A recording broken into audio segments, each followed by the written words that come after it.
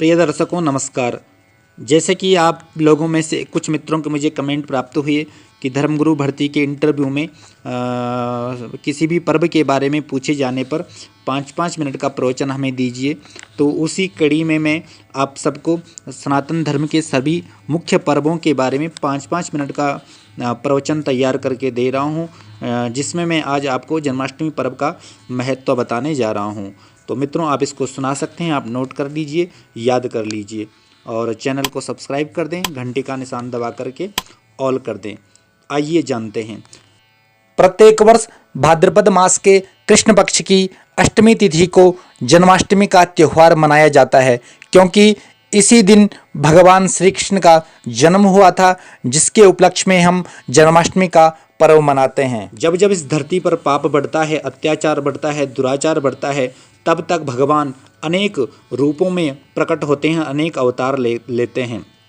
भगवान का अवतार इस पृथ्वी की रक्षा के लिए देवताओं और सज्जनों, संतों, महापुरुषों की रक्षा करने के लिए इस धरती पर भगवान प्रकट होते हैं और राक्षसों का संहार करते हैं। उसके साथ साथ भगवान के अवतार लेने का प्रयोजन होता है कि अपने चरित्र और अपने आचरण के द्वारा मनुष्यों को शिक्षा देना, मरण धर्मा लोगों को अपने चरित्र के द्वारा शिक्षित करने के लिए, मानवीय गुणों का उनमें आधान करने के लिए भगवान का प्राकट्य होता है। जैसा कि श्रीमद् भागवत में कहा गया है, मर्त्यावतारस तुह्यमर्त्य शिक्षणम। तो भगवान प्रकट होते हैं जब जब इस धरती पर धर्म की हानि होती है और अधर्म की वृद्धि होती है, तब तब भगवान विविध रूपों में प्रकट होते हैं और साकार रूप लेकर के भक्तों के सामने प्रकट होकर उन दैत्यों का संहार करते हैं। जैसा कि श्रीमद् भगवद गीता में कहा गया है 4 अध्याय के 7वें श्लोक में, यदा यदा हि धर्मस्य ग्लानिर्भवति भारत अभ्युत्थानमधर्मस्य तदात्मानं सृजाम्यहम्। यही बात गोस्वामी तुलसीदास जी ने रामचरितमानस में कही, जब जब हो ये धर्म की हानि बाढ़ई असुर अधम अभिमानी।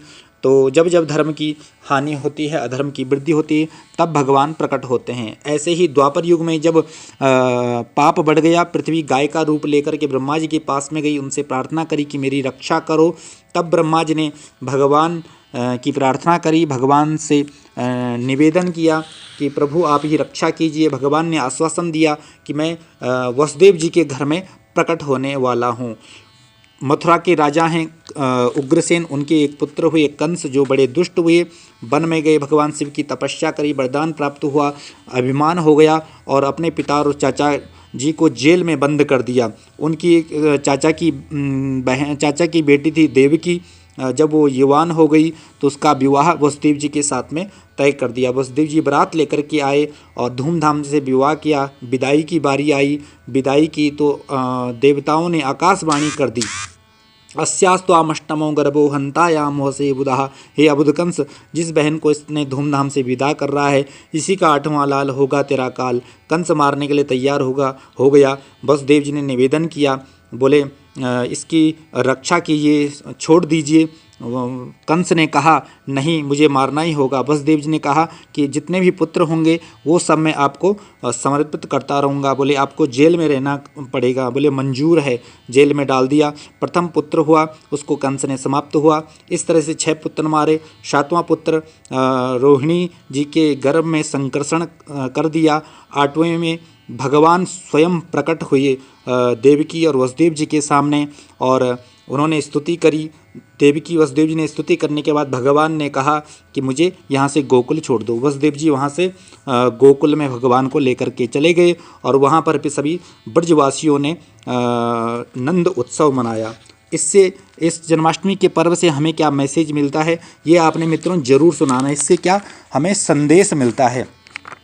इससे हमें यही संदेश मिलता है कि भगवान श्री कृष्ण के जीवन में शैशवावस्था से लेकर के स्वधाम गमन तक बड़ी बड़ी परिस्थितियां आई, बड़ी बड़ी कठिनाइयां आई, लेकिन भगवान कभी विचलित नहीं हुए।